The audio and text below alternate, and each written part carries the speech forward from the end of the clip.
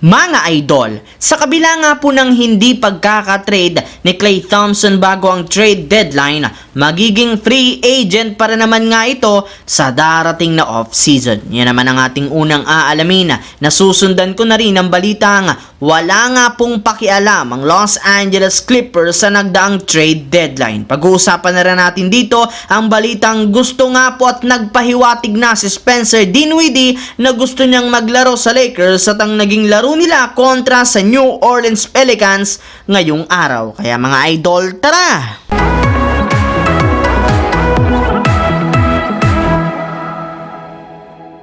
Bagamat man nga po mga idol, isa ang pangalan ni Klay Thompson sa mga nabanggit na posibleng ma-trade bago ang trade deadline, hindi pa rin naman nga ito nailipat ng Warriors matapos hindi sila gumawa ng malaking trade ng nagdaang araw. Kaya expected na mananatili ito sa kanilang lineup hanggang sa pagtatapos ng season. Pero sa kabila nga po niyan, nananatili pa rin namang questionable ang kanyang future sa Warriors since patapos na ang kanyang kasalukuyang hawak na kontrata at hanggang ngayon, hindi pa rin siya binibigyan ng extension ng kanilang front office. Kaya dahil dyan, inaasahan na nga po na magiging isa na itong unrestricted free agent sa darating na off-season na may posibilidad na lumipat sa ibang kupunan na magbibigay sa kanya ng mas malaking kontrata. Samantala, dito naman tayo at pumunta sa ating pangalawang storya sa balitang wala nga pong pakialam sa trade deadline ang Los Angeles Clippers. Marami nga po mga idol na mga fans ang nagtaka na kahit gaano mang kagusto ni PJ Tucker na mailipat ng ibang team, hindi pa rin siya itrenade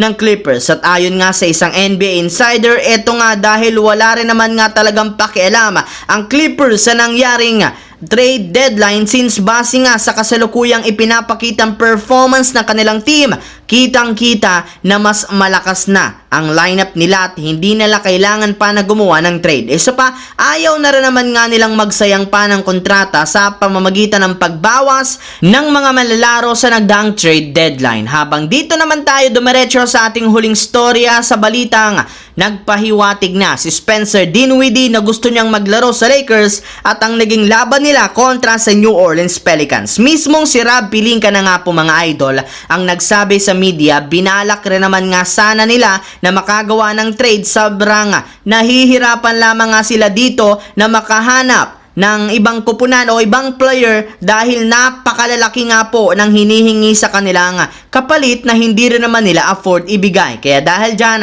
balak na lamang nga po nilang kumuha ngayon ng isang bagong player sa loob ng buyout market. And since kulang sila ng point guard sa kanilang backcourt, isang ball handling guard ang kanilang kukunin sa mga susunod na araw katulad na lamang ng kanilang pinaka-target na si Spencer Dinwiddie. And speaking of Dinwiddie mga idol, kasabay nga po ng paglabas ng balita ng pagkuha sa kanya ng Lakers ay nilike nga po nito ang isang article o post patungkol sa kanya. Kaya marami nga pong mga fans ang nag-assume na mukhang gusto talaga ni Dinwiddie na maglaro para sa kanyang hometown team na Los Angeles Lakers. Pero syempre, bago pa man nga yan, gumalaw ang Lakers kay Dinwiddie, focus muna nga sila ngayon sa kanilang naging laro kontra sa New Orleans Pelicans, lalo pat magbabalik na nga dito ang kanilang point guard na si D'Angelo Russell matapos siyang mawala laban sa Denver Nuggets. At dahil dyan, mas naging maganda kahit papano ang simula ng kanilang laban na ang kanilang shooting na sinamahan ng pagiging agresibo ni LeBron James. Sadyang dikit pa rin naman ang kanilang score dahil sa mga star player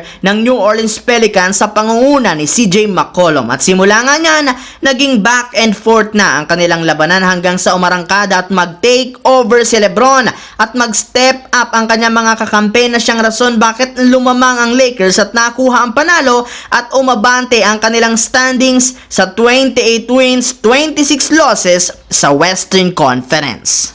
So yun lamang mga idol ang ating bagong video na ating pinag-usapan ngayon. Once again, this is your J-Zone TV. Huwag kalimutang mag-like at syempre mag-subscribe na rin. Pindutin ang notification bell sa akin channel para lagi kayo maging updated sa mga videos na pinapalabas ko. I-follow nyo na ang ating Facebook page, J-Zone TV. Thanks for watching mga idol. Hopefully, nag-enjoy kayo ngayon.